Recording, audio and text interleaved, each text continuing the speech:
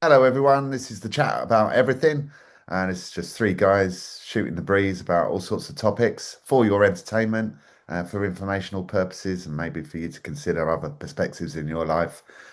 We are one nihilist, one Christian, one spiritual, and that gives us, different perspectives on things. Yeah, we what we're chatting about today. I think it's your subject today, isn't it, Henry? What have you come It up with? is. So I wanted to talk about whether we are spirit or not. Obviously, I believe that we are spirit. So should we just go straight in for it? Why I think that, and we can go from there. Yeah. Sounds Yeah. good. Cool. All right. So I believe that we have a life source inside of us, something other than food that fuels us. We wake up every day, we have consciousness, we experience, and I think that we are running off something, our life source. There's an energy inside of us that allows us to be, allows us to do. And I think that's when we're experiencing thoughts, that's what we're experiencing. It's pure consciousness coming to us, through us, whatever you like. It's we are that, and it's the creative force behind life.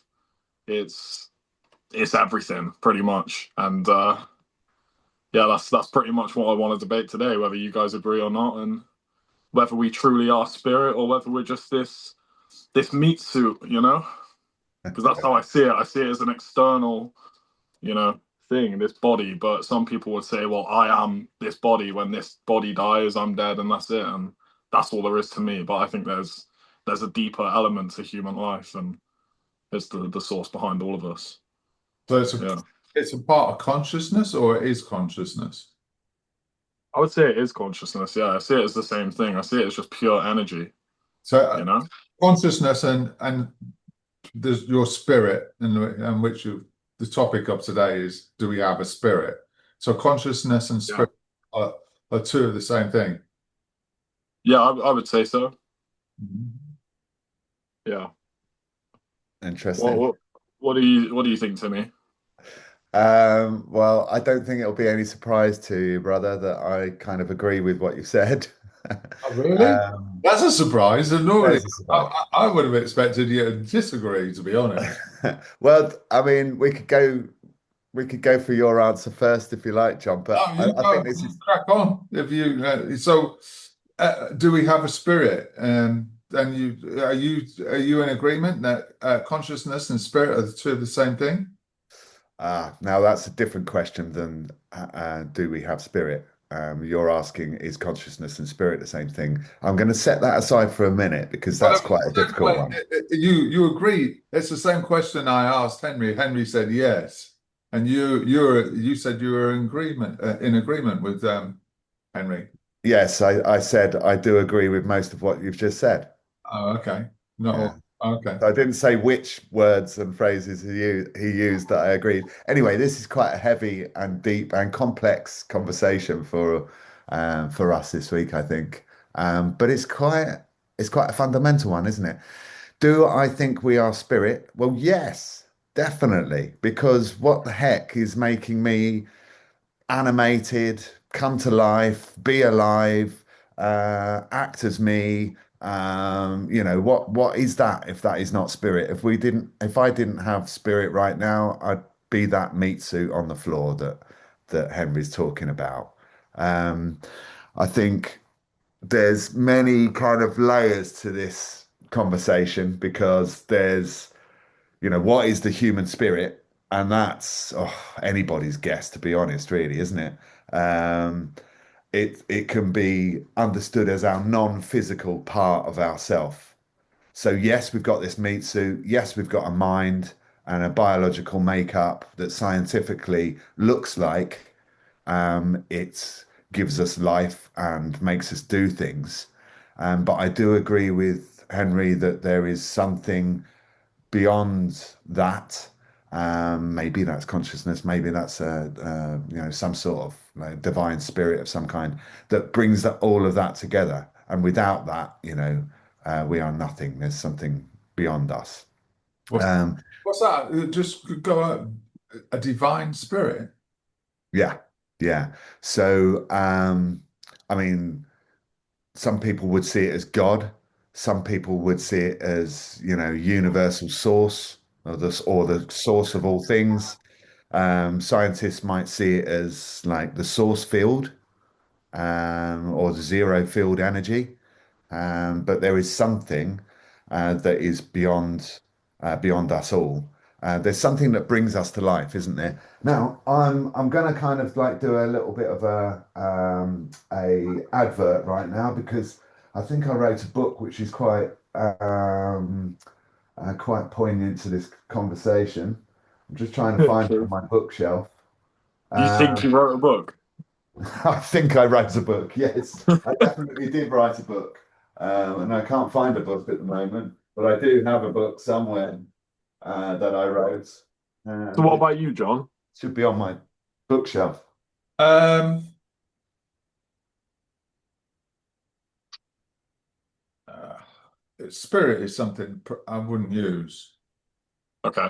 It's not a What word. would you use? What Uh, was that one, John? Spirit's not a word I would use. Okay.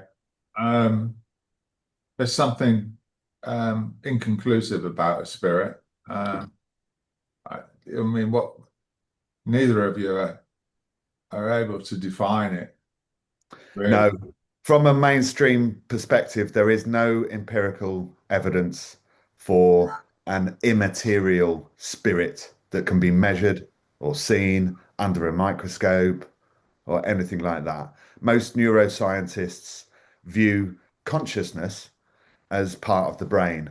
And that brings me to the consciousness question that you asked, John. So here's the book that I wrote. It's probably backwards on this video, but it's the three principles, a beginner's guide to the human operating system, mind, thought, and consciousness. And that's a book that I wrote with a couple of colleagues, And does that Smith explore and spirit? Flavian Dezel Payne. Uh-huh.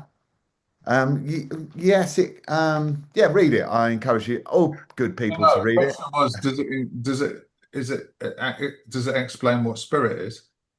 So the trouble with this and the conversation that we're having and the question that you asked, John, what is consciousness and is that the same as spirit? Is the fact that nobody bleeding well knows. Okay. Everybody's still trying to work out what consciousness is. And we're trying to work it out from the point of view of consciousness. And so therefore, it starts to get quite complicated. There's the philosophical kind of ancient philosophers like Plato and Aristotle that saw the soul or spirit as what they called an animating principle, what brings life to us, what animates us in the form of this living body, in this meat suit that we're talking about. Then there's the psychological or secular definition, really, that says that human spirit often refers to a human resilience and a drive and a collection of stuff that we can see as a personality as well. Um, but it does give us things like courage and hope and altruism and stuff like that, things that is not just about us. And then there's like the religious kind of context that say, yes, of course, when you die, you live on in form of spirit. Um, so yeah, I mean, We it's live. logical. Some of it is logical. Wait, Most of it is unproven. wait. Who says that we live on in spirit? I think it's talked about in the Bible and the Quran, and other religious texts and within other religious philosophies. Don't you think?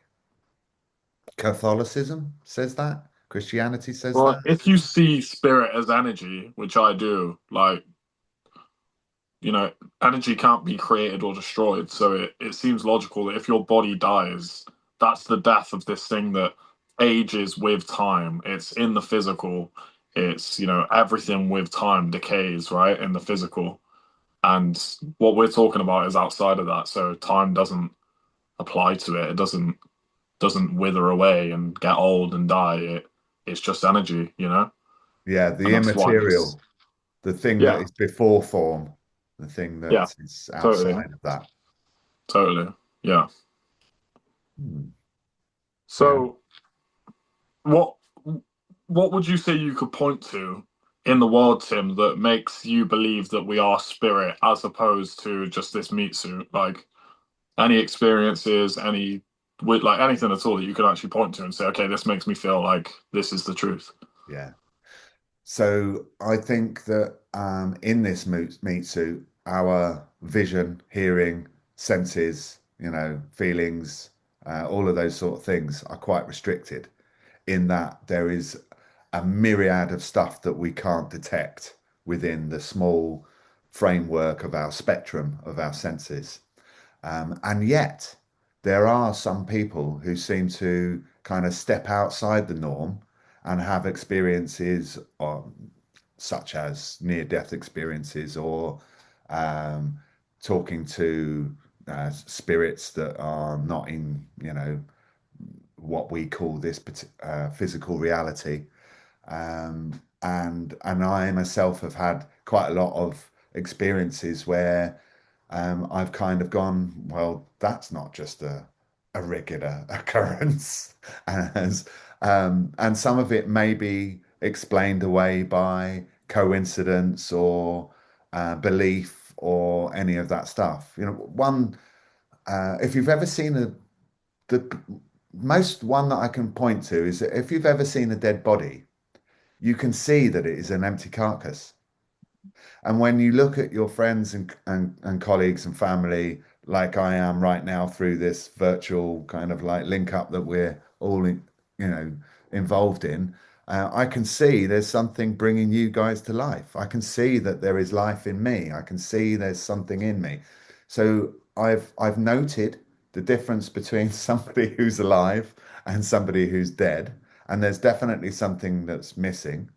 But you could say, well, that's just proof for the scientific view that when you're dead, it's done and it's over. However, when people who have been close to me have passed, certain things have happened that make me think, oh, maybe their essence or spirit is still around or is still doing stuff in some way. I'll tell you a quick story that I'm comfortable sharing is Why do that? Are we, is spirit only a human thing? don't know. Probably not. I think, animals for sure have spirit, don't they? Living things have spirit. Some people would say, trees have spirit, plants have spirit. Where does it start and where does it stop? Where does it start and where does it stop? I've no idea, John. What do you think? I'm curious. What about you, Henry? Does, I honestly don't know. I think there are levels to consciousness. I don't think the sort of way that we experience thoughts and the way that we interact with the energy inside of us is the same as a dog would. Like if we, there's certain things that we're playing into as humans. We've got societal expectations, things like this, but like I don't know if the consciousness we experience is the same as like animals and things like that. Um, whether we all have spirit, possibly. I think there's life behind everything. Everything that we can see and touch. There's energy in it. Like science would say that it's got, everything's vibrating. Like a solid has got loads of little molecules or whatever, and they're vibrating close. And liquids have got, I think everything has got energy in it. So whether that's the same for all animals as it is for humans, I'm not sure, but I think there's something. Yeah. I mean, you've got Yeah. elephants, cry, dolphins, and they swim together, don't they? And in pods, and they have a community. Hmm. I'm curious as to if we have a spirit, is there, where does it start and where does it stop? Is there a spirit in does it have to live for it to have a spirit? I mean, can a stone have a spirit? It's Uh, definitely got some vibration, hasn't it? But it's vibrating at such a lower density that it appears as a hard thing in this thing that we call reality. But the trouble with this conversation, John, is that when you start going down the road of separating things out and trying to understand them, when we really don't have the ability to do that, then well, it then starts falling apart. well, I'm not sure. Well, yeah, I think that if you have a belief in something, um, I mean, it's you're providing evidence, yeah, of your belief. It's not a faith. You're saying that you believe there is um, there's evidence to support your belief. In Henry's case, is consciousness, um, and I'm curious as to explore your belief really as That's to cool. That's cool. We can do that. really just out of. I mean, I've not been able to give my opinion on this, yeah, other than the fact that I don't think that the word spirit is appropriate for um, some of the examples that you're giving to. So what would you use, John? Yeah, what would you say? Pardon? Give us your opinions and also outline what words you would prefer to use for what we're Well, talking about.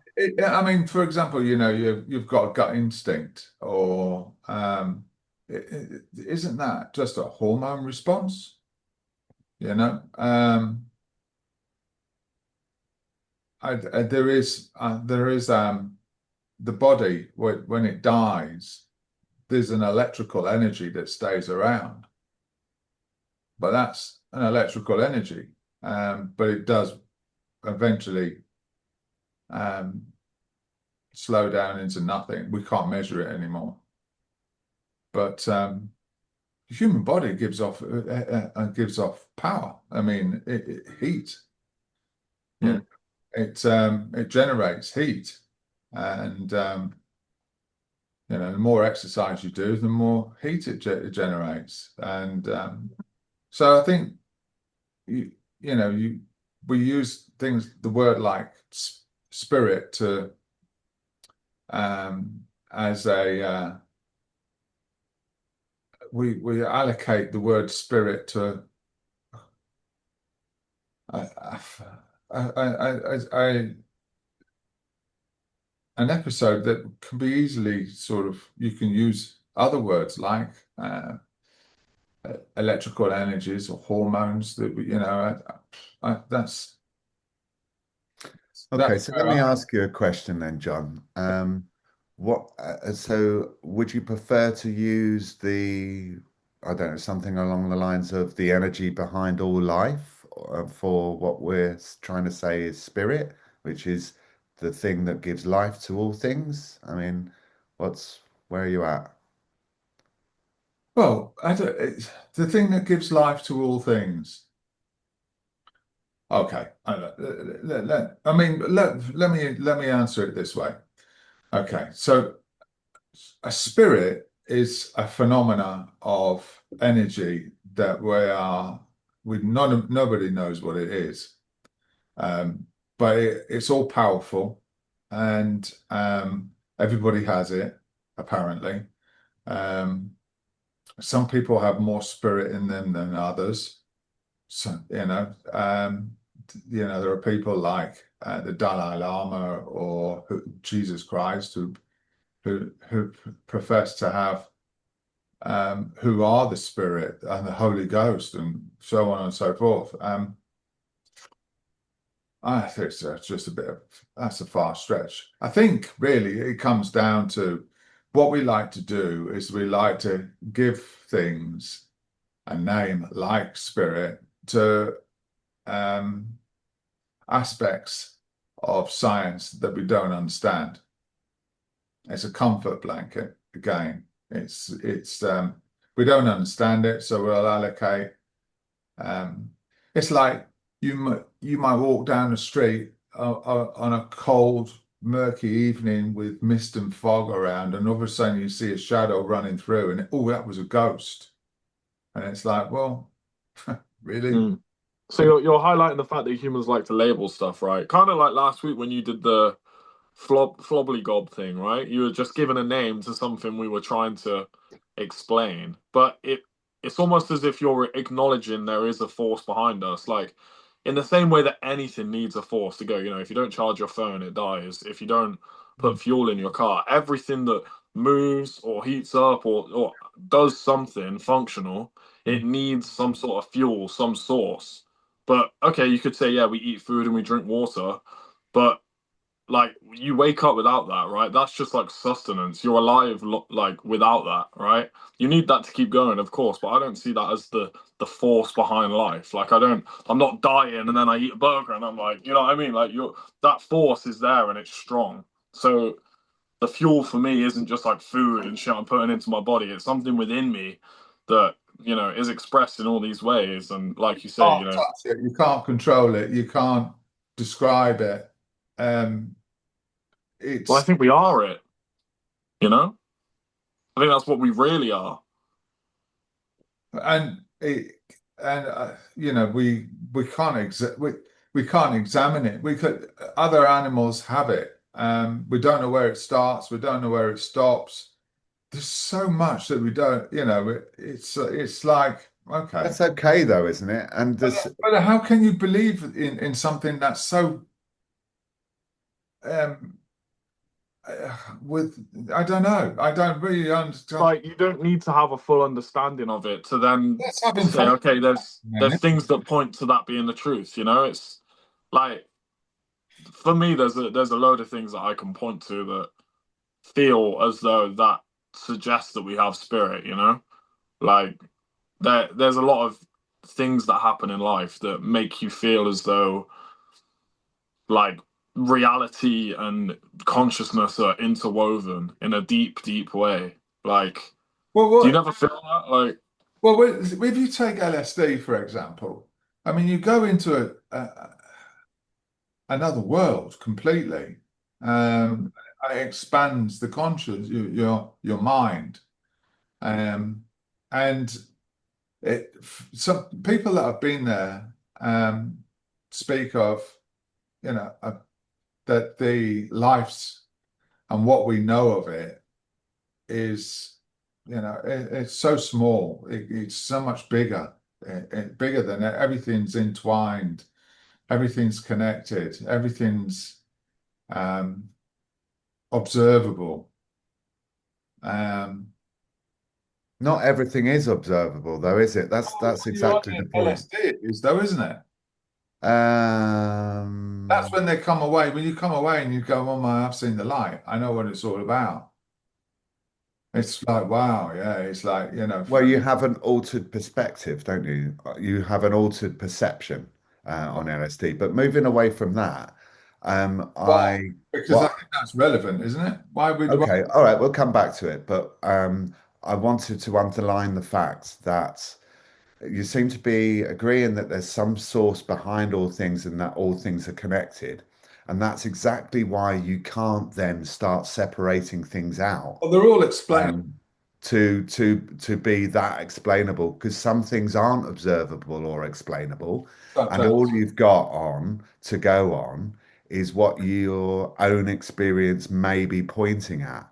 And so for me, I've had a lot of experience that points at something else. I could give you a scientific kind of concept that is emerging right now around quantum science and the fact that we are the observer of our life and that has an effect and um, that seems to kind of create the universe that we're in. And it may be that science is getting around to the point that consciousness is not in us, but we are in consciousness, a different way.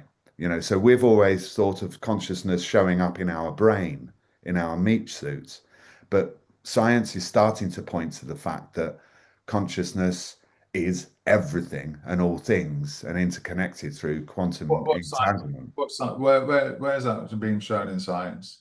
I was reading about it the other day, and okay, so it's a guy called Robert Lanza, that has been flipping the traditional view of the universe. Who's So Rob it's Lanza? well, you can look him up after this conversation if you like, but I'm Oh, no, telling you a bit. I'm telling you a bit about him now. yeah. I came across him, I think, with in a film like around the year 2000. But um, so he's been flipping the view of the universe. So instead of the universe creating life, life and consciousness create the universe. So his core concept is that it's consciousness first. And the theory suggests that the external world, the stuff that we observe and think are separate to us, around us, that we can see, including space and time, doesn't exist independently of the observer, i.e., us. So when Henry says something like, well, we are that source, that's what I think he's speaking to, the fact that we are the observer that is part of consciousness, consciousness observing itself, really. So that means that that doesn't exist independently of the observer. So there's the observer effect, which is drawing from quantum mechanics, like the double slit experiment, where it argues that particles only take a definite form when they're observed. Then there's the perception as reality. So I was talking about, our perception being very narrow as a human being, but what we perceive as out there, like the color of a tree, is actually a process occurring entirely within our own consciousness. Okay, so Robert Lanza's primary view that consciousness is a fundamental. One more, John, and then I'll give it to you. Then he's talking about spatial temporal tools, whatever they are. But it's like space and time are not physical objects or containers, but they're rather tools of our animal understanding, similar to, how, I don't know, a snail carries its shell. Um, it's just a tool for or a container of our understanding. So what I'm saying is when we start to separate things up, we get lost because actually things aren't separate. They're not separate from us. And so that's when the conversation starts being a bit difficult, when you start going down the road talking about energy or spirit, trying to define certain things and to define what a hallucinogenic LSD trip is, for instance, because we can't even work out what the hell's going on a normal day, let alone when we uh, bung in a powerful hallucinogenic to change things up, switch things up. Yeah, I don't know. I think that perhaps the hallucinogen expands the mind into um, forgotten realms that we should be really using all the time, personally. But anyway, that's another. I yeah, I tend to agree with you, but that's just a belief, No, isn't it? no, that's a theory, and it's I don't. Alexa, stop. I don't. It's I- it's an area that could be considered. But going back to Lanzam anyway. So he's I never heard of him.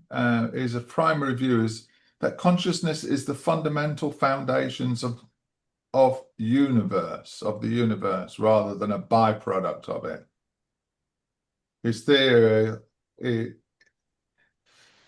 through his theory of biocentrism, he That's right. argues that life and consciousness create reality rather than being accidental results of physical laws. And you could even say, in other words, created by God, divine, as you were questioning earlier, divine energy, divine source. So Yeah, so they've done the pros and cons on this. And if you look at the cons, for example, critics argue the theory is not truly scientific because it offers no testable predictions that prove it wrong. Misinterprets quantum physics. Who's giving you this? Is this ChatGPT? Yeah, mainstream physics don't point out that the observer effect in quantum mechanics does not require consciousness, mind, or any physical interaction like a sensor. It can cause it. And anthropocentric, human-centered, while Lanza claims the value all life, critics argue his view is actually narcissistic. It suggests the entire universe exists solely because we perceive it. And the lack of consciousness of the scientific community largely regards this as a philosophical speculation, pseudoscience, rather than a rigorous physical theory.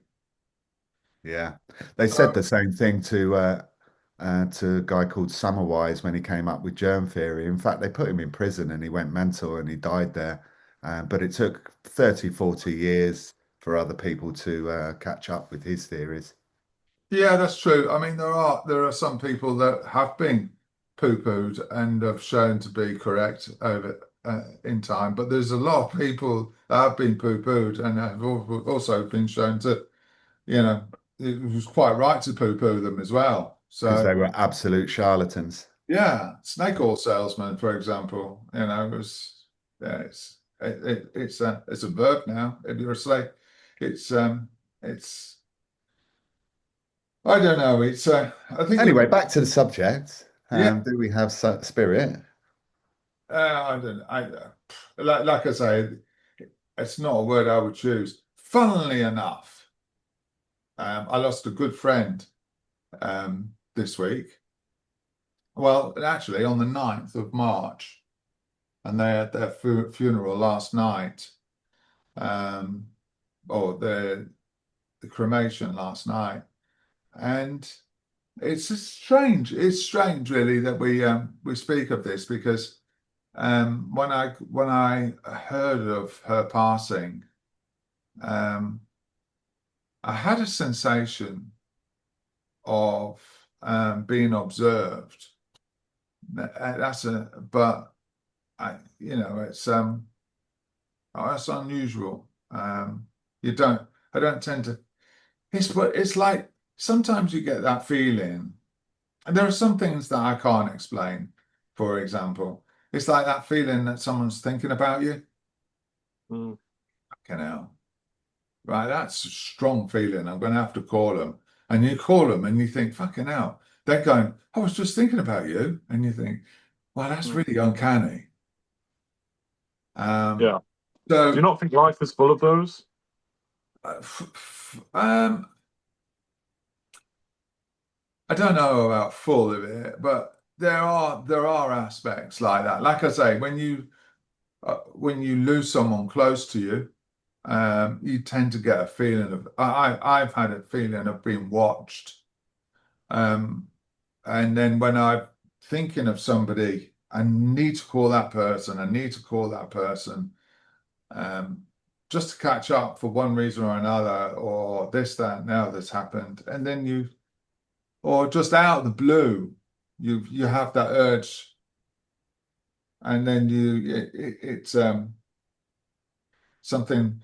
But is it coincidence? I knew you was going to say, is it coincidence? I was going to say somebody like you, John, would probably just put it down to coincidence, Well, but I don't know. I don't believe in coincidence. I weigh it up. I weigh it up. I'll say, is it coincidence? But what I can't sort of get my head around is that when certainly around death, it's you get a feel. I've had a feeling of being watched for a period of time, and then it dissipates. Um, but I don't know whether that's the spirit. or I think it's paranoia-induced LSD consumption. I think that's what that sounds like. Well, don't you believe in coincidence then, Hmm. Henry? No, not at all. I think that's how God communicates. I think coincidence is a made up word to explain these kind of things that are probably unexplainable, to be honest. Yeah. You know? Um, yeah, coincidence. Like, I no, definitely don't believe that's a thing at all. All these little coincidences that we experience, the moments where you'll have a conversation with someone and they'll say, oh, I really needed to hear that today. Or, you experience it, you hear something from someone random where you think, "Do you know what? Yeah, that was necessary, that I needed to hear that in this moment." And boom, it just found its way to me. I literally, that happens to me. I want to say every day, like multiple times a week, I'll say at least. Like, I have one of these coincidences where I'm just like, yeah, things are moving. It's just like a little sign from above, just like, just yeah. Okay. It's just an acknowledgement almost. Like, Yeah. All right. I take on board that you might, but okay. Doesn't a rational part of you say it could be coincidence, or are you dissing that completely? That's a good I question. mean, it could be, but I just don't think it is. Like, I think the like So you don't. So you don't believe in coincidence at all? well, could you say if I roll this dice 5 times, could we land on six? All 5 times. I guess in theory you could, and if you did first time, I would say That's not fucking hell, yeah, coincidence. that's That that that that well, that's mathematically. You can prove that mathematically. yeah. But if you were to do it first time, you could say that's a coincidence. I hear what you're saying, but it's That's more probability in your Yeah, head, isn't it, yeah, John? yeah. well, it is, yeah. It's But it's coincidence and probability are not the same. Well, the higher the they're prob not the same, but that situation could be seen as either. they're Like linked. They're linked. that. And at the risk of going down a rabbit hole that takes us away from the core conversation, you could say the higher the probability, the more likely it is to experience a coincidence. But let Well, me yeah, let me that's give you a exactly what a coincidence Well, is, isn't it? It's something that feels like it's low probability. It's like, oh, well, that feels like it was very unlikely to happen, and the fact it has happened, that makes me feel like it's a coincidence because you're like, oh shit, like, you know. and the thing, But we're not going down a rabbit hole. It is exactly this is the thing, though, Tim. I think we've touched on an aspect that we can examine okay. where you. Well, let me give you two Let examples me then. finish what I've finished with what I'm saying then. Okay. This is an aspect that we can look at and examine. And in Henry's case, he is clearly saying that 9 times out of 10, it's a direction from God. It's a spiritual thing. Um, but he didn't actually say he didn't believe in coincidence at all. And so my question is, No, he said, I don't believe in coincidence. yeah, but I asked him, do you not believe in coincidence at all? Well, I would say a coincidence is something like minor, like I don't know, something that really is just like irrelevant. Like, say I read a newspaper article this morning, and then I speak to Tim, and he says, "Oh, I just read this news article." And I go, "Oh, fucking hell, Tim, I just read that." But then, like, there's times in life where you're like, you literally hear the message you need to hear. And like, you could say, "Oh, that's a coincidence as well," but like, I would use the word coincidence if it felt like something irrelevant, you know, to me. That's But when I when would it's use that. Like, but when it feels like it could mean more, that's when I wouldn't just say, oh, well, that's a coincidence. I believe that's how God communicates so to us as well.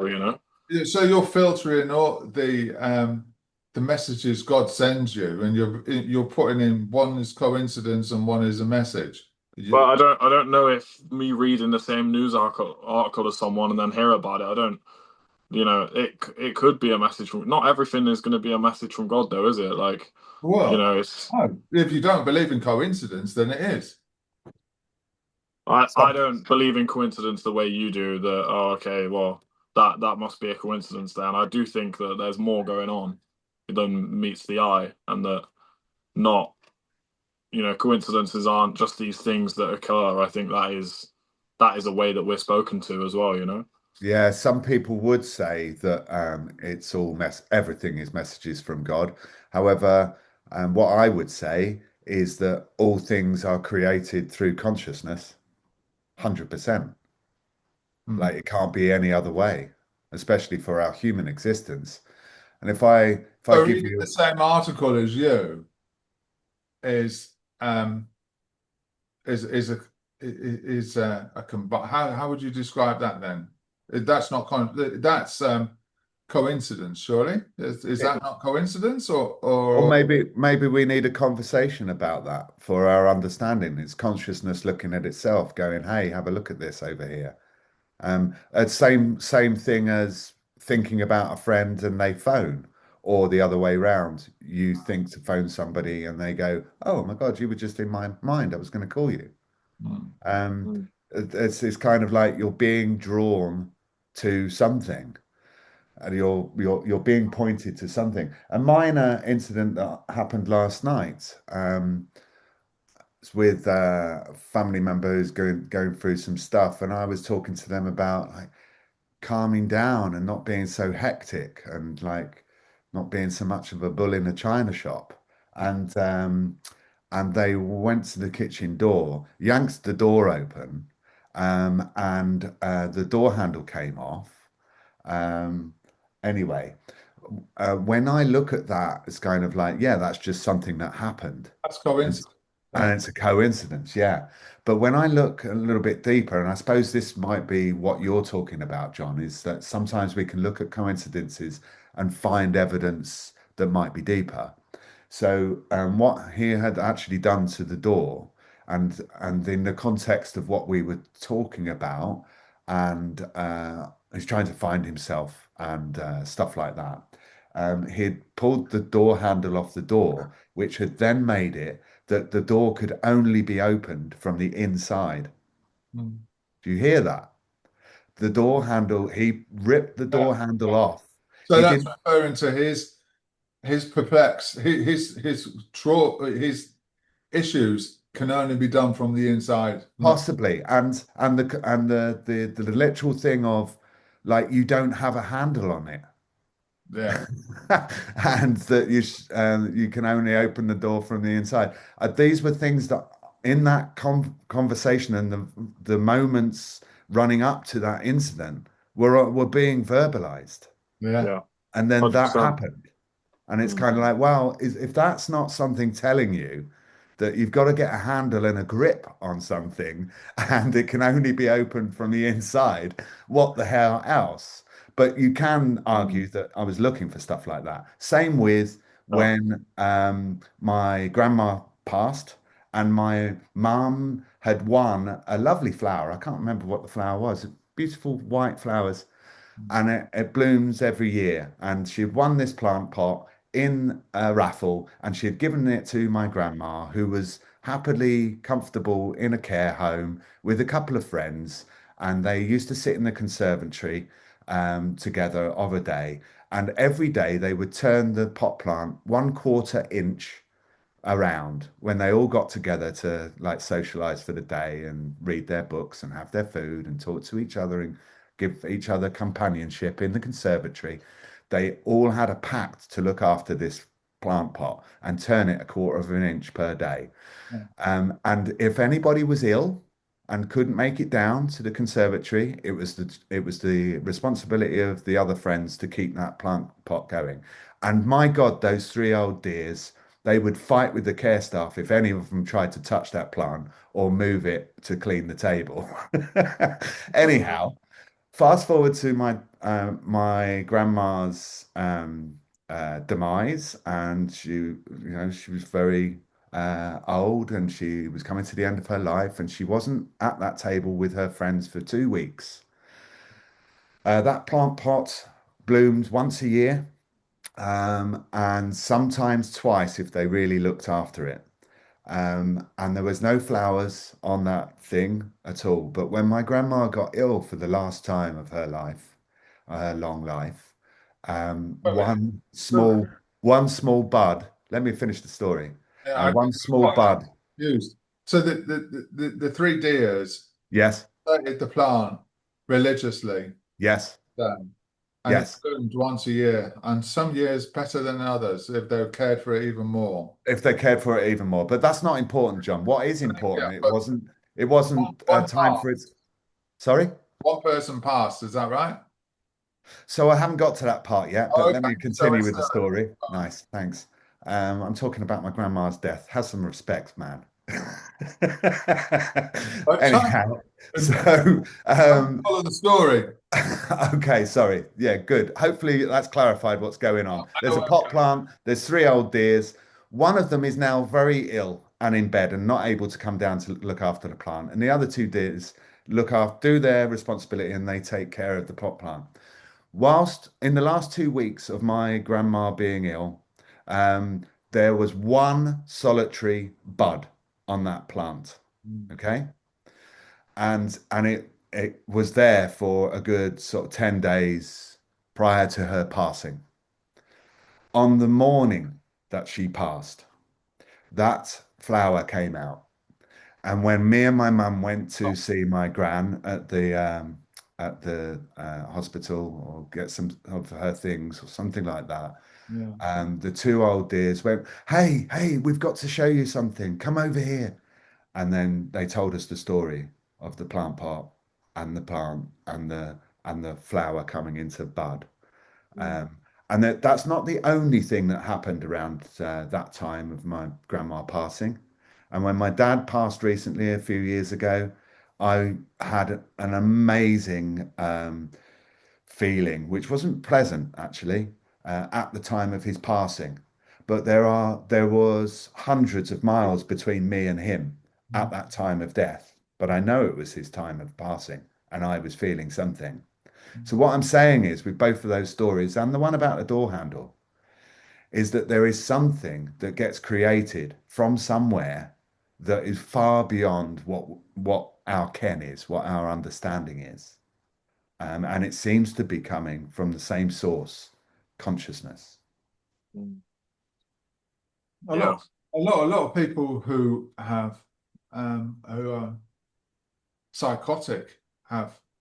I mean, we don't really understand what's going on with the brain. Sure, it's you know, we can make things happen to the brain.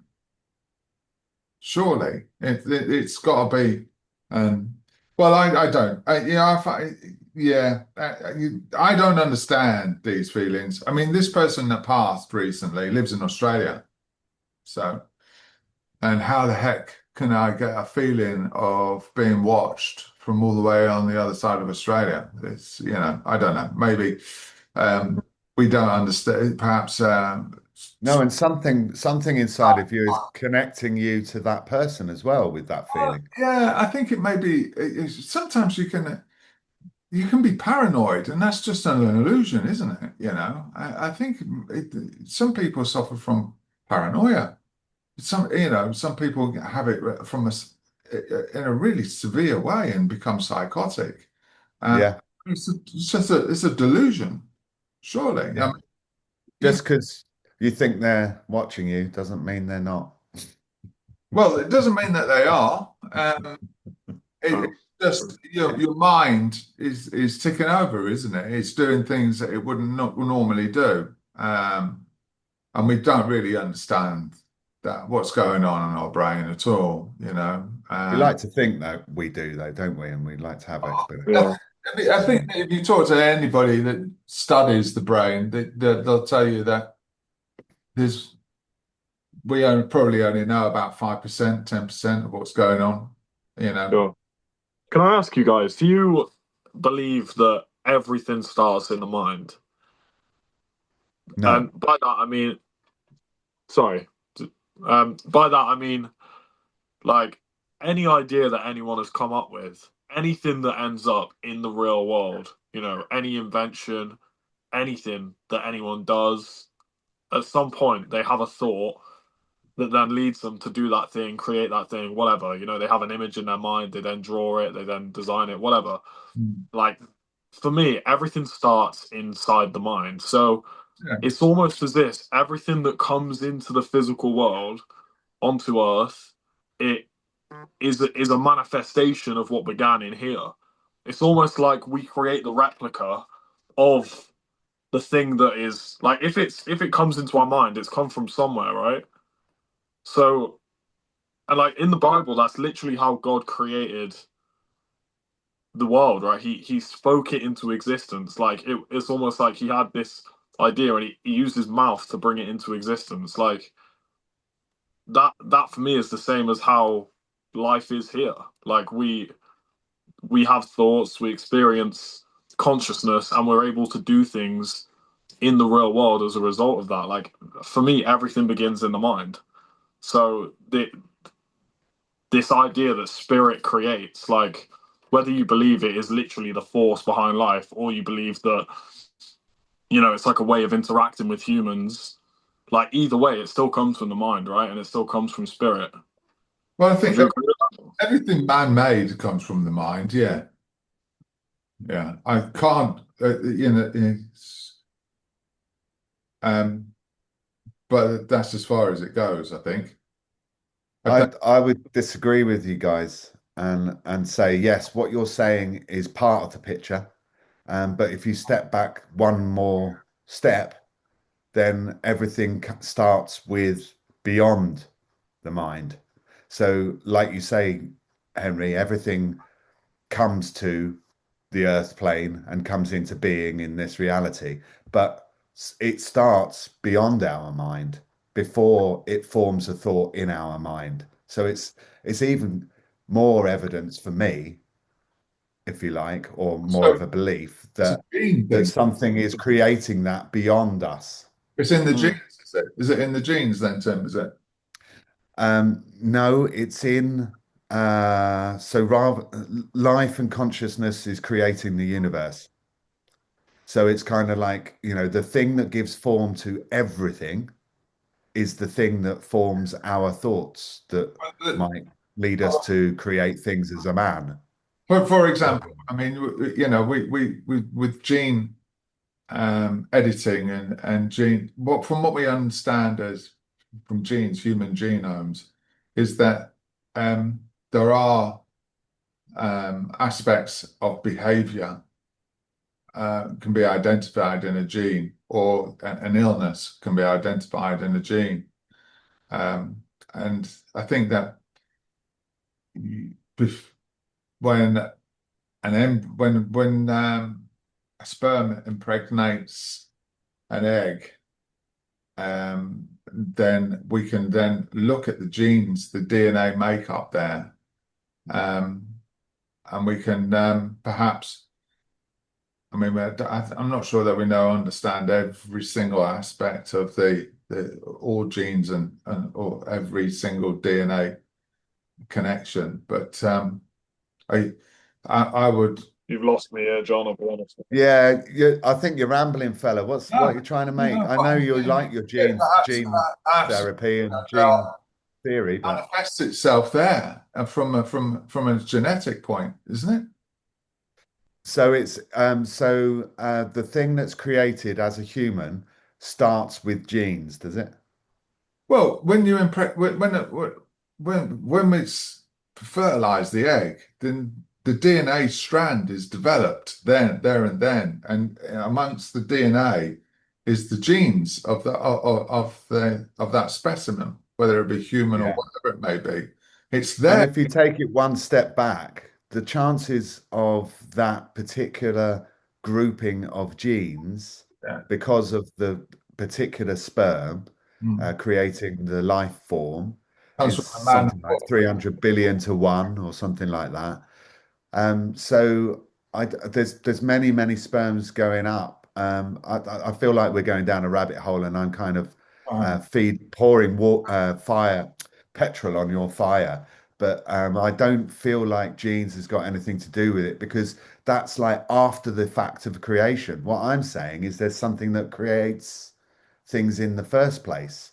That is Yeah. that divine spark of creating a baby, not just straight into the science of the fact, but something that forms those things before your 300 billion to one chance. Well, it's interesting actually, because I've recently learned that the egg of a woman, it's not the strongest sperm that actually impregnates the egg. Is that the egg in itself is sifts out the most appropriate, the strongest sperm, and not the fastest one, but if your sperm count is weakened in any sense, the egg will reject it. And if the health of the sperm is improved, then the egg will sort out the strongest one of there, not the the fastest moving one, but the strongest one, and impregnate itself with that. Now, I find that phenomenal. That's really amazing. That That it, is it amazing. in and of itself, it's got a mind of its own. It's not. It doesn't prove it's got a mind. It proves No. it's got some sort of instructions to follow, like an algorithm at least. It's But got a mechanism in which to choose, and sure. it can decipher which one is best to impregnate itself with. Well, can I just throw a spanner in the works there? And that's Does that bizarre. does Let me just throw a spanner in the works there, because does that prove there is a mechanism to discern, or does that prove that there is intelligence to discern? In which case, aren't we pointing to intelligence, the intelligence behind life, the intelligence But that it's is the independent. source?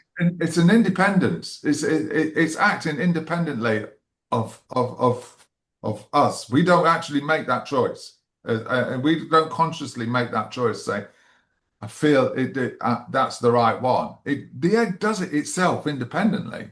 Yeah, I understand. So it's definitely innate. There's an innate quality, but it might not be a science. What I'm saying is it might not be a scientific mechanism so much as a intelligence life force. Well, is that perhaps that's the spirit in which we speak of? Yes, I think so. I don't know. Maybe, I don't know. Is that? But and that's a mind fuck, really. So I Excellent. mean, it puts well, it means that if that is the spirit in which we speak of, then it's every cell um is acting independently, and that's bizarre.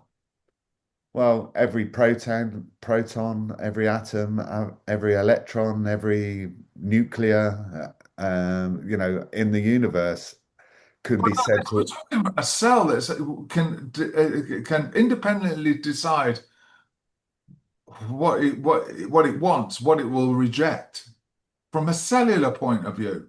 Yes, which is made up of atoms, protons, electrons, nuclear, Yeah. and those things. What we're saying is all of those things can be scientifically looked at as acting independently, but the truth is they all make up the full force of everything that we experience. So therefore, it's part of a network of energy that is running throughout everything. Mm. Yeah. Well, it's an energy. I would perhaps that's a word I would use. A spirit. I don't know. It goes back to where at the beginning. I'm not sure spirit's the right word, but it's an energy of sorts, isn't it? And it's quite an intelligent. That from a cellular level, if it can do it at a cellular level, it has a form of um, intelligence there for it to decipher which is the right sperm to impregnate the egg with it from a cellular point of view. That's bizarre. That is really question. Then well, that's just makes that opens up a new gambit really as well of um are we is that what is that then? Is what we're talking about? Do we have consciousness on a cellular level? I just love how your brain's been twisted in real time, and you're like, wait a second, hang on, I thought I had a handle on this, and now I'm not Well, so no. sure. The thing is, this is, but it's clear to me, that we haven't got a clue what we're talking about, but yet we drum around things like I believe, and I'm thinking, well, I think you've got faith in it, but I'm not sure that it's a belief. There's no, I can't believe it. A belief is perhaps the wrong word for it, but I think that because it's unexplainable. And how do you explain if we talk of coincidence, and if we talk about cells acting independently, having a consciousness, Yeah. So um, that's why I said right at the beginning, it's yeah, really difficult when you're starting to talk about consciousness because we don't really understand what that thing is. yeah, So, whilst universal mind lays the foundations with raw, formless energy, if you like, and intelligence for existence, it is through existence that we gain our awareness of our thoughts and emotions and the surrounding world, the world of form. So, we are both consciousness and subject to consciousness because that is the intelligent source or energy behind life, as far as I can see it, mm. or a spirit. I'm all right with spirit or energy. Energy fits fine. It is certainly an energy there, and it can at a cellular level, um, has is conscious to make of independent decision making. Is I can't get my head around that. I think that's really bizarre. And if that's really the case, then where does it start and where does it stop? Is the Okay, so I'm going to layer up just a little bit more on top of what you've just said, and then pass over to Henry because I can see him wanting to put something in as well. But I think the fact is that we are thought. We do think, we are alive, and we can see that in other cells, like we were talking about, the sperm cells and the egg cells creating life. So we are all the creators of our own experience of life. Um, we are what we think. We can't choose what thoughts come into our heads, but we can choose what we do with them once they're there. So it's both. We're being fed by some sort of spirit or energy, and we are that spirit of and energy to create things for ourselves as well. It's a bizarre and a wonderful thing. But are we independent of that though? Well, yeah, we come with that. That's bizarre. What do you think, Henry? Well, John just said that we independent of it. It's interesting because as much as you just said like thoughts do come and go and we haven't got like complete autonomy, you can also direct your thoughts. Like if I just sit here now and don't do or say anything, thoughts will come to my mind. But if I say, okay, I actively want to start thinking about you know, Lucasade, then I can, go on a big tangent about Lucasade, and it's almost like attracts like. When you bring up one thought, other thoughts correlated to that thought sort of come as well. And it's like as much as there is this element of unpredictability to it, where if you just sit, thoughts will come. Inevitably, they just will. Also, I have the ability to direct it wherever I want at any moment as well. I can take any thought captive and say, "Oh no, I don't like that one. I'll bring something else and I'll focus on this instead." You know. So we have this dual nature of like we're constantly receiving, but also we can shine the light of like attention, if you like, on what we want to. So I I don't think know. It's I'm fascinated by you know what's coming into my mind right now is that if you get a drum and put sand over the top and run yes, tap it, it starts yes, really unusual shapes and mazes. yeah, Now, that's just down to vibrations, hmm vibration thing. Now, okay, so you've got, and we talk of coincidence. now we're bringing coincidence in this. Now, it can't be coincidence. It must be a vibration thing. Because if the two sand grains are jumping at the same time, that's not coincidence. That's a vibration on Yeah. another level. And if we are living in a universe that is vibrating, then the consequences of coincidence goes out the window. There's no such thing. Mhm.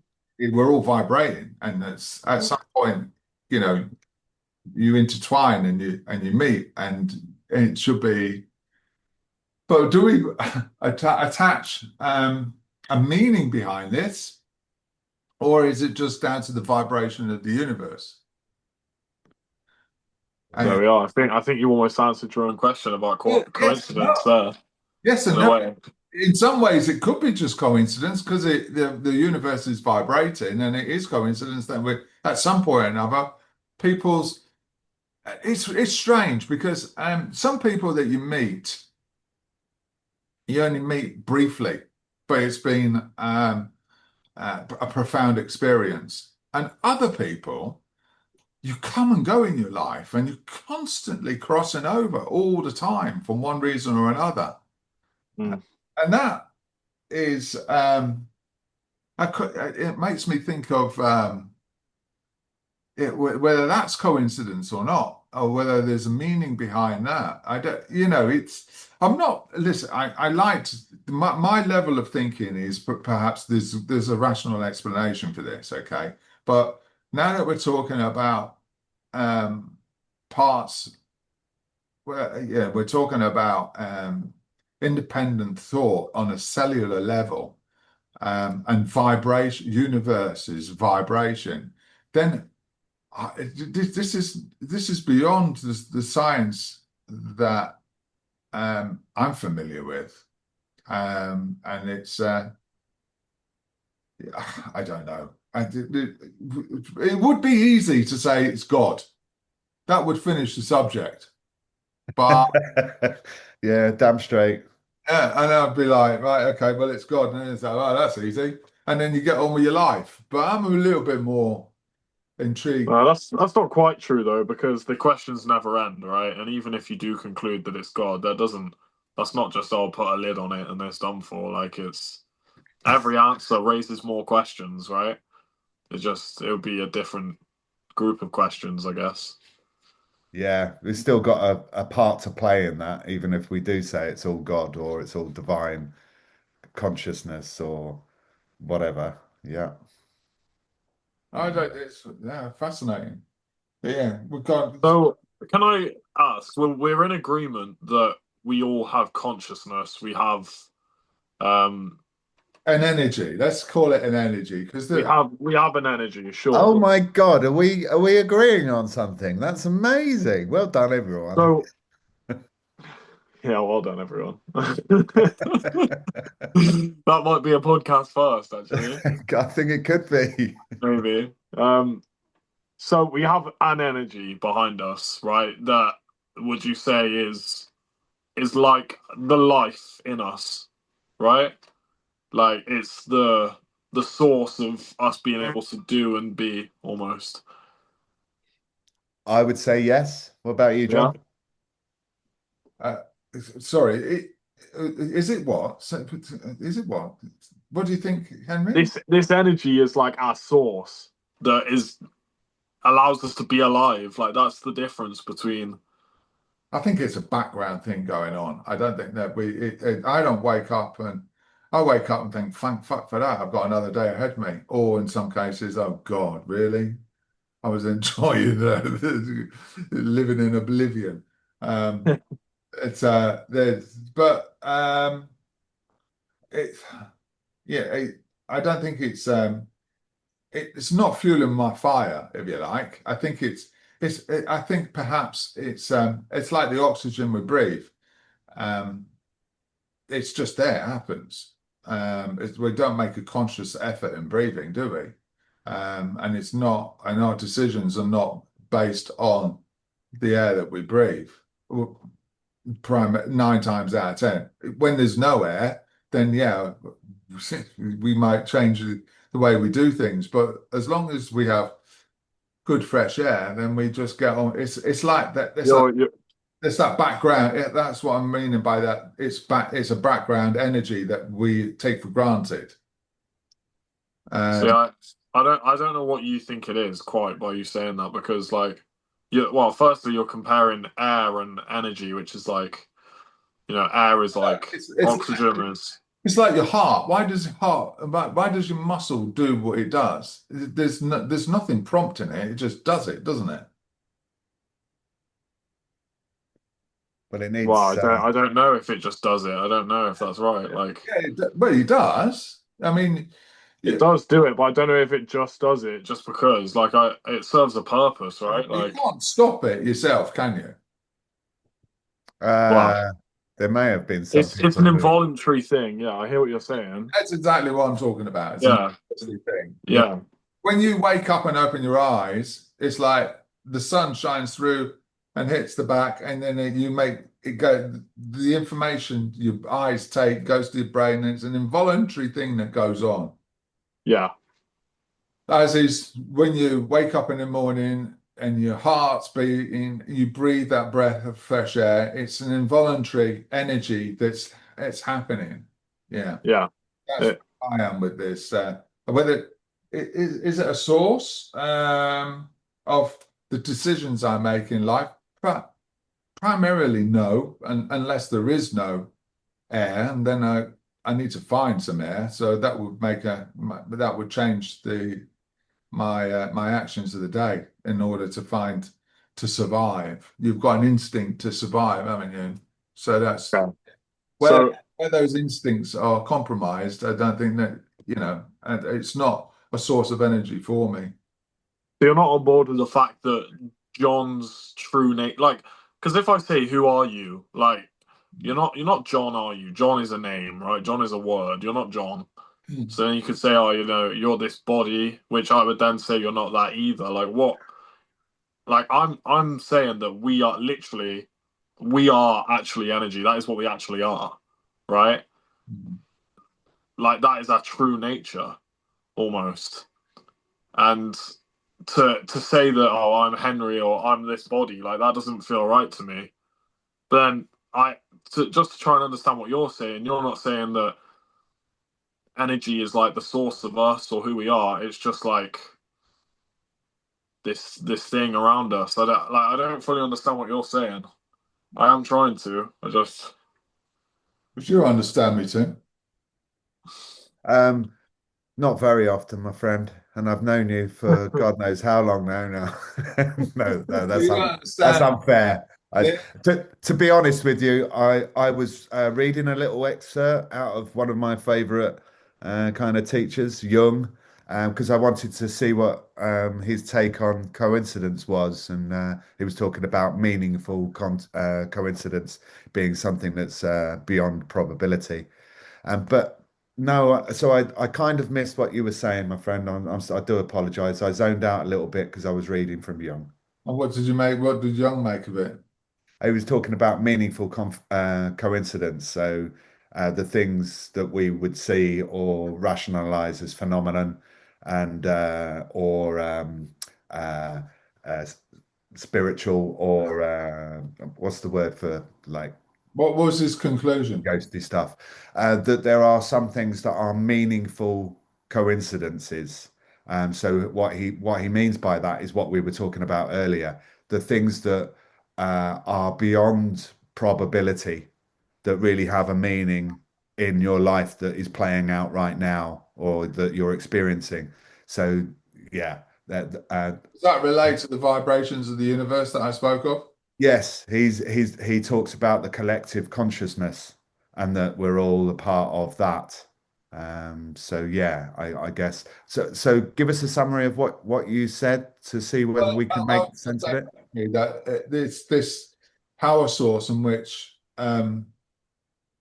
uh, he spoke of, I think it's a background energy like air is for us to breathe. I don't think we're actually conscious of breathing. It just happens. It's there, um, Yeah. and it happens in the background. We don't actually consciously, um, and that's where the energy is, and that it's it sort of it doesn't explain why our heart beats and then just beats for a certain amount and then gives up. But it feeds off of the oxygen that we breathe and Yeah. generates electricity. I suppose that would stimulate the heart to work. And then of course then it pumps around the oxygen that feeds the brain to do what it Yeah. does. I Uh, think I hear what you're saying. You're saying we are alive and there is some innate intelligence that happens as part of that process that we are living. and then an innate power. Well, no.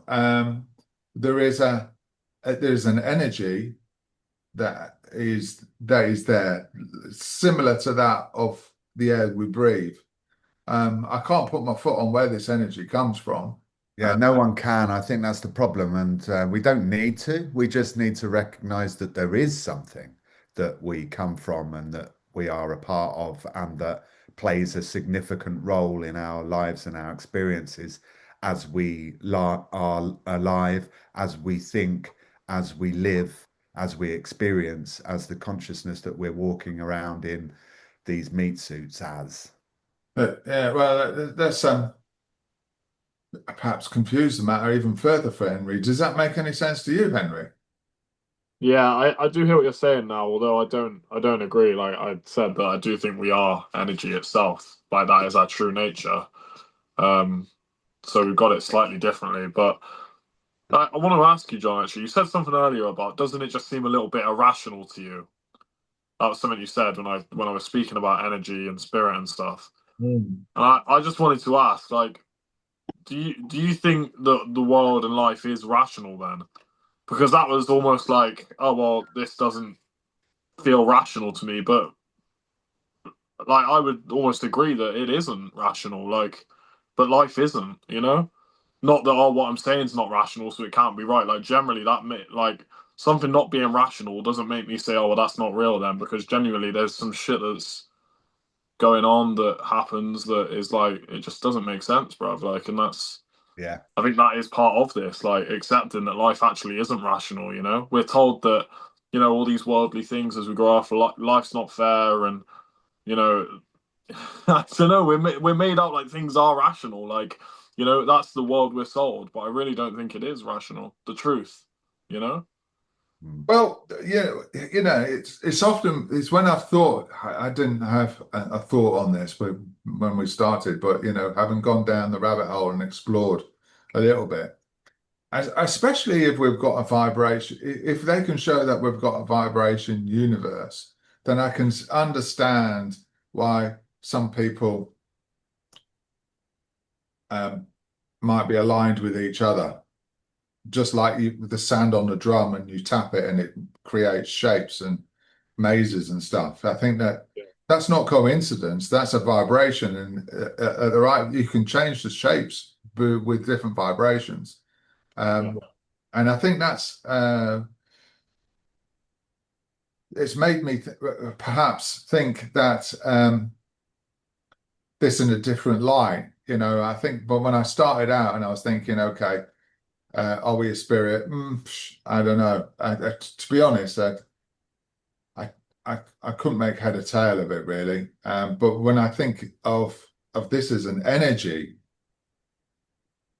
Mhm. then I think that it is that's that opens up a huge question for me. Where does this start and where does it finish? I really don't know because we're doing it on an interstellar uh, size. That's bizarre because it not only goes there, um, but we're also looking at a cellular level as well, where we've got the eggs in the womb that has independently chooses a sperm over another.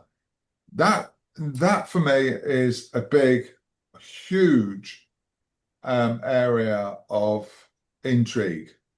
I don't think there's science out there that can explain that completely. I think there's aspects of science that can ex that I can't understand how you could have a thought process at a cellular level. I don't know if they're doing if it's a thought process at a cellular level, then the vibrations on an interstellar must be it must be there as well. What do you mean Yeah, by interstellar, John? Well, I mean the whole universe. Right. yeah. Okay. I mean, Outside of Earth. And, yeah, we're talking about the planets and how they have aligned, and you only have to look at the our solar system and other solar systems. Hmm. It's it may look um, ca like maybe chaos. chaotic, but Mm. if you bang a drum with sand on, it Yeah, doesn't Yeah. form a beautiful pattern straight away. But keep banging it, and suddenly you'll get this beautiful pattern. And then Yeah. mm. if you change that vibration, then again the Yeah. sound moves around, and it looks chaotic Yeah. So, one in one take, but over billions of years, it can create another space as well. And if that's happening on a interstellar level, and we're also getting independent thought on a cellular level. My question is, it's opened far more questions than it's answered here, and yeah. I think the word spirit. Doesn't encapsulate that. It's far bigger than that. I think it's we could say okay, it's God, and that will put an end to it. It's God weaving His magic. That would be a nice way But to. John, would you agree that there's something in place that these vibrations that are going on, like they seem chaotic, right? You bang the drum with the sand on, and this pattern happens, and then you change the drum to one with a different, I don't know, vibration or noise, and you bang it, and it makes this shape again, a new shape. Every noise is going to make this perfect shape that is completely predictable. It seems like chaos because it's like literally this most random thing, but it's entirely predictable every time. Like that, would you agree there's something that exists that is almost like a law of some sort that like this creates this, like this noise, it creates this vibration, like that everything is happening as it should because it like do you know what I'm saying? I'm trying to Yeah, explain that. I understand. Principles and laws. The thing is, Yeah, like you only have to look at the ocean and see how an ocean can be stormy in one part of the world and calm in another. And it's what it comes about um, by gravity, if you like, or the pull from the moon, and that affects. That's not Uh, coincidence anymore. That I- that that I'm that. I'm pretty sure you said in another podcast that gravity's only a theory, but I think it's a principle. Yeah, well, it's no, gravity yeah, is a theory. no, Gravity is where a it theory. originates from, I haven't a clue, and how it's whether we time and space and all that kind of stuff. That's just I'm not sure about that at all. The question is then who the fuck is banging the drum? There we are. We're doing it You're asking the right questions, John. the stellar.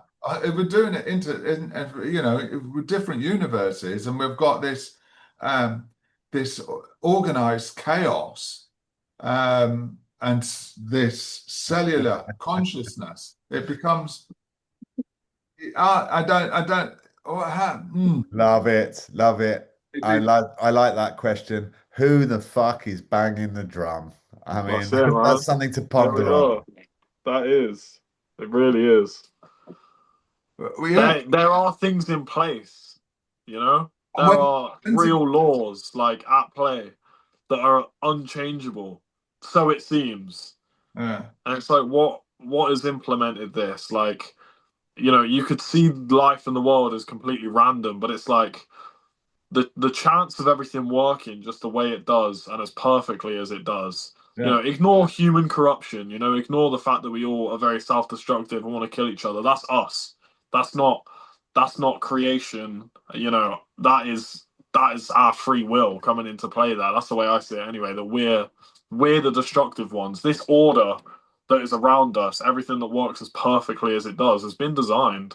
Like that's just what I believe. I believe it was created by someone or something. And I think when you see this geometry, that is like that's a visual representation of it for me. That's why I love that so much because it's like you can actually see something that is, you know, Yeah. improvable almost. You know, like it's a visual representation of the order that we're experiencing. You know, Yeah, in this seeming unorderly chaos. Like, that is cool. That is cool. yeah, I love that you brought that up, John. Actually, that was really cool. The vibrations on the drum. And Yeah, the who the fuck is banging the drum? I think yes, we can all agree on the fact that there's an energy behind life and that there's an energy within us. We've all agreed on that. We've all agreed that there's an energy that or a vibration that goes through everything that is known, which is yeah, really cool. And actually, as a so this is a But podcast even first of the unknown, agreement, even the and I mean, this is but the question. The question is that this vibration and who's banging the frigging drum is where does it start and when does it stop? And okay, and yeah. that's what I'm saying. There, I don't think that it is vibrating uh, beyond our comprehension. Yes, exactly. And I don't know whether we need to understand it fully. Certainly, when we start to separate things in the known universe, it starts to get a bit tricky because you're like, how about this and how about that? And because of this but yeah, I think a fundamental question that is coming up for me in this whole conversation, and by the way, I want to rewind and go, hang on, hang on. All three of us have agreed that there is something that you could call God. And I'm like, what? Even a nihilist has said that today on this I haven't podcast. said anything you could call. I said there's an energy.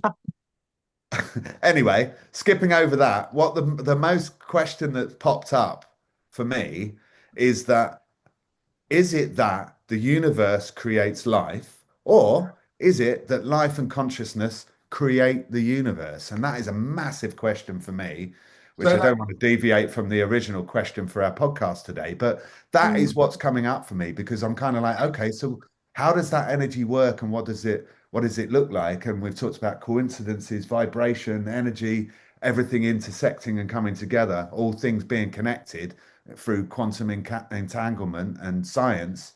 But like that's a fundamental thing. Are yeah. we in the universe or are we creating the universe through our consciousness? That is massive. And I think Mm. scientists are starting to talk about that currently I and in think the modern argument, I think there's delusions of grandeur there. I think we're not that significant, you know. I think perhaps if I was to have perhaps uh, try and rationalize it, you've got stars imploding and there's new galaxies emerging and there's spaces actually is growing. I mean, I think that the our little minds have such an insignificant impact there. You Mm. don't have to look at our own solar system to see the little blue pearl, the little blue dot of where we are on planet Earth, and you look at the expanse of things. I think I think the vibration and the energy is coming from the out there, really. out there, wherever that is. I Yeah. totally disagree. I think you're selling us so short, John. Like it's unbelievable. I think we are literally at the center of creation. I think Henry, we're not. honestly, we We're, are, we are. And I think it's exactly what you're supposed to believe that we're in this big spinning rock with a billion other spinning rocks, and that we're this tiny little insignificant dot. And I think that's exactly where they want us all to be in this headspace that nothing matters and that it's just real insignificant and well, like let me say something to just you. Anybody that's sure. been up into space comes back down to Earth. with a reality check that we are totally insignificant. There isn't anybody that has been up there and come down and said that we're the center of the world. Well, hang on a second, because they don't just come down with that perspective. They come down with the fact that everything is created and that it's all one Yeah. as well, and a myriad of other things. I've never experienced it, and nor have you, and we No. could probably only just guess. Well, I listen to what they say and they come back dumbfounded, you know. It's like, we've got this perception that America's like the number one power in the on the planet, and and there's this, that, and they're huge and more important, and everything resolves around them. But in reality, there's absolutely nothing. They are completely and utterly squashable, you know. So, aren't you contradicting what you've just said to Henry? Like, and what Henry, you're giving evidence for what Henry just said, i.e., we are bigger and more powerful and a Well, creating I'd say force. we're not though. I'm saying that we are not. We are so insignificant. Right. So you're saying, but what are you saying about America and that Well, sort of thing? the Americans like to think that they are the most powerful thing on the planet, and then they're super duper. They're super humans there, and they can do anything that they want, and everything's going to be hunky dory. But in reality, they're nothing more than just a speck of dust. No, that's But correct. let's just But say I you're would right say, then, John. hang on a sec, Henry, because this is Go on. important for me. Yeah, sure. I think actually what you touched on there with the Americans kind of feeds into what Henry is saying.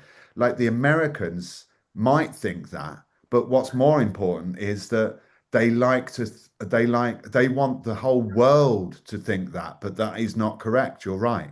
It's not the truth at all. They are not the all-powerful kind of creating force on planet Earth. They like to think they are, but they're not. But that doesn't mean to say we are insignificant as a collective force. In fact, it points to the opposite. It points to the fact that we are much more powerful than we think we are. Sorry, Henry. I don't think. No, no, you're all good. Like John, I believe that you have the spirit of God inside of you, and I think that you are made with innate value. But if I was to take your worldview on and say that we are this speck on a huge planet with a billion other huge planets and we're very insignificant, then why do I not just why do I not behave as if that's true? Why do I not go out and just kill all these people because, and do what the fuck I want because none of it matters anyway? Like, Well, you should do that. You should go out and do the fuck you want because it doesn't matter. but I think it does matter. Like, I really do think it does. And like, if I believed it didn't, like, who knows what sort of a What, fuckwit I would be? Do what you know does what it I mean? matter? Like, How does it matter? well, I think that it does matter because we all Yeah, have the I'm spirit asking of you, God inside of us. how does it matter? When Because you we ask a all have question, innate John, let him value. answer it. We we all have innate value. We all are made in the spirit of God, and this life is not just meaningless. We're not just these irrelevant little beings here to experience for 8 years and then die and then be forgotten about. We are serving a purpose. We are affecting one another. We're creating and experiencing. I don't believe that none of this shit matters, and that we can or should just go out and kill people, because I think that even you, John, with your belief, right? If you, and I'm not saying that you don't believe your beliefs, I'm just saying that the truth is still the truth, whether you believe it or not, and you have a guiding light inside of you that pushes you to do good things. I believe that, although you might think that, oh, none of this matters, you still behave as if shit does matter, right? You still have family that you love for, and you still act in accordance to like what you believe is being a good person. And Well, like, there's a disalignment there for me because you're, and this, I'm not sorry, I'm not trying to sound condescending at all. I hope I don't come across that way. But like, you're behaving as if things do matter because you love and you care for people and you try and do the right thing. But then in this conversation, you say, "Oh well, none of it matters anyway, and we can just go out and kill people." It's like, well, why aren't you acting like that, then? If that's what you think, And my answer to that, I feel I know the answer, is because there is a guiding light inside of you. There is something inside of you that wants the highest and best good for yourself, and for others. And I think that is the divine spirit inside of us. That is our true nature, And if you didn't have that, then maybe you would be right. In my mind, anyway, you would be right, and none of it really does matter. I wrote a poem to myself a day or two ago. I think on Monday it was. Okay. I'll read it to you, and that will give you an idea. March embraces with her cold touch, a wedding with no invite, a life quietly drowned in booze. With laughter and light, the other fades. The ghost chair at a table for celebration. 8 timeline postings, the digital diary expired. The constellation of connections we once thought solid thinned to a faint, flickering stars when it mattered most. A warm blanket we clutch while we breathe. Cultivating names, aesthetically beautiful in our perceived garden, while weeds await to ravage like hungry hyenas. Family and friends and moments passing twice with ashes and the last word. All contingent on alignment and breath. The queue of life, the beginning, the end. Where in the queue we are, nobody knows, nobody holds, not meaning, not memory, thinking it mattered. Was it ever solid? A tightrope of sugar weathering with every year that passes. A brief alignment of minds and moments until the phone stops ringing, the photos stop uploading, a broken mirror of a fleeting life. And you see it, most of it never there. Only a few ever were, and those who did, the unkept garden will grow and quickly erase. That's beautiful, John. Really, really nice, really deep, really thought-provoking, mate. It just brings what we're talking about all into one, really. It's kind of like you've got this God-given or source-given energy of life, what you're doing with it. It means something to you, but it will mean different things to other people. Mm. Um, I I don't know. I think maybe we should leave the conversation about does life have meaning or something like that for another day. Does it all matter? Does it all matter? Because personally, I think it does. If we are all connected, if it is all connected as one vibration and vibrations of parts, then of course what we do kind of matters and it will be felt and heard by other people for a long, long time. Well, But I think I vibration. might, sorry, John, you need to send me that poem because I might read it at your funeral if you go first. Well, it's March. I might have one for April as well. Oh, cool. The I think the vibrations, now that we've been down this rabbit hole, we spoke of spirit and vibrations. I mean, good vibrations. We can go to music and we all talk about vibrations. When do you feel the most alive? Is when you sit and you've got those musical instruments in front of you, and the vibration and the energy is kicked off is phenomenal. I think so. Um, my takeaway from this is that I really didn't have a preconceived idea. I'd like to have thought, are we a spirit? I don't know. My takeaway is that perhaps spirit is a vibration, and I think vibrations go a long way, and it's unexplored. I don't think you can put a name to it other than vibrations. I think aspects of the vibration, people like to say it's coincidence or it's God or it's good vibrations. But really, I think we need to, I think that's the big question really is who the fuck is banging the drum? Where's these vibrations coming from? So that's where I am on this one. Henry. Um, I would say that we are spirit. I think that we all have a guiding light in some way. I think we all have a conscience. We all, we, if you do bad in the world, you'll end up having sleepless nights. And we have, like I said, we have a conscience, and there is something, in my belief, guiding us through the world and, yeah, giving us something to aim for almost. So, yeah, I definitely think that there's more going on than what meets the eye, and that our true nature is spirit. And yeah, there's a lot more going on than it seems, for sure. I think there's a lot more we could have gone to in this conversation as well. We've only got so long, but Well, yeah, it's just been a look good one. we're probably an hour and a half into this. Mhm. I Yeah.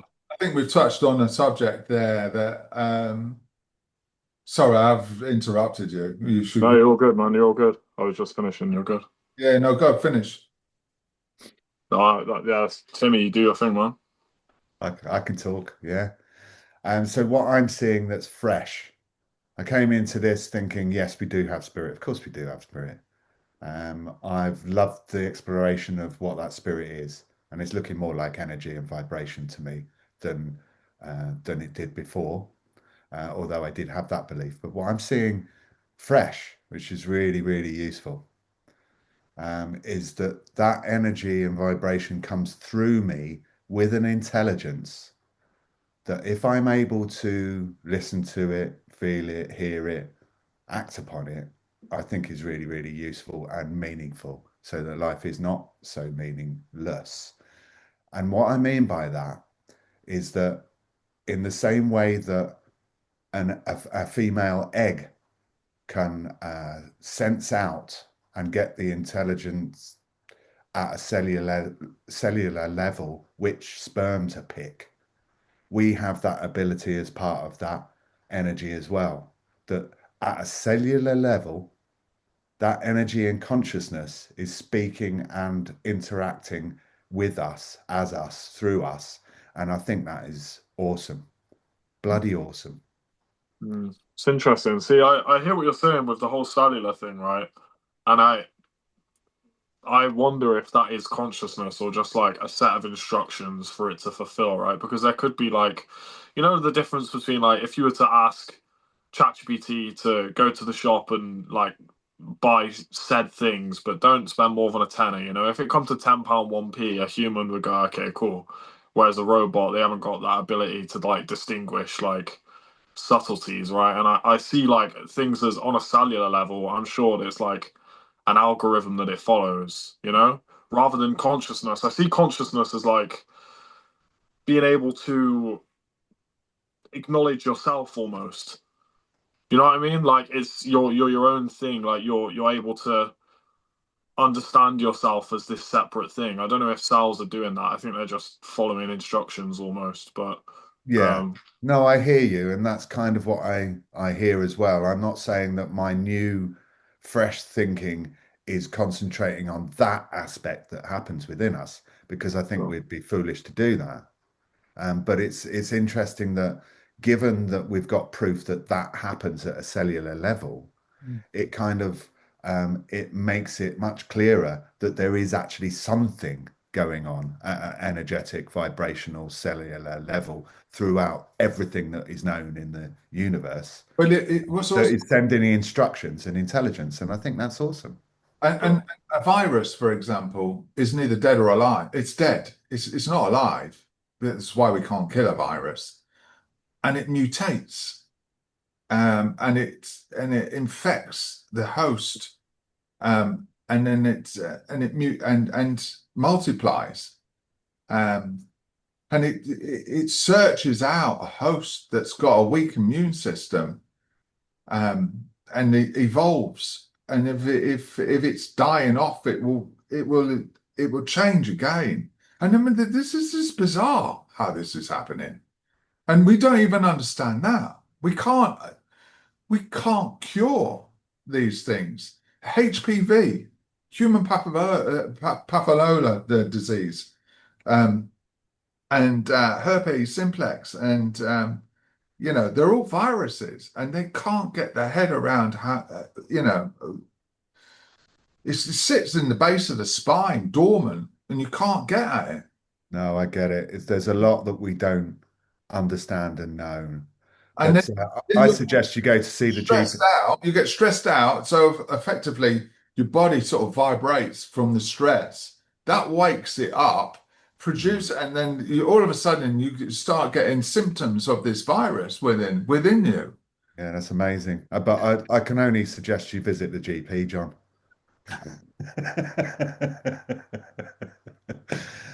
There you Thank you both. I think it's been a great conversation today. So thank you everybody for listening. Don't go. forget to like, sign up, subscribe, whatever you do. Well, Link somewhere else. stop and move to next. Wait for next week. That's for sure. Lovely. See you all then. That is. See ya.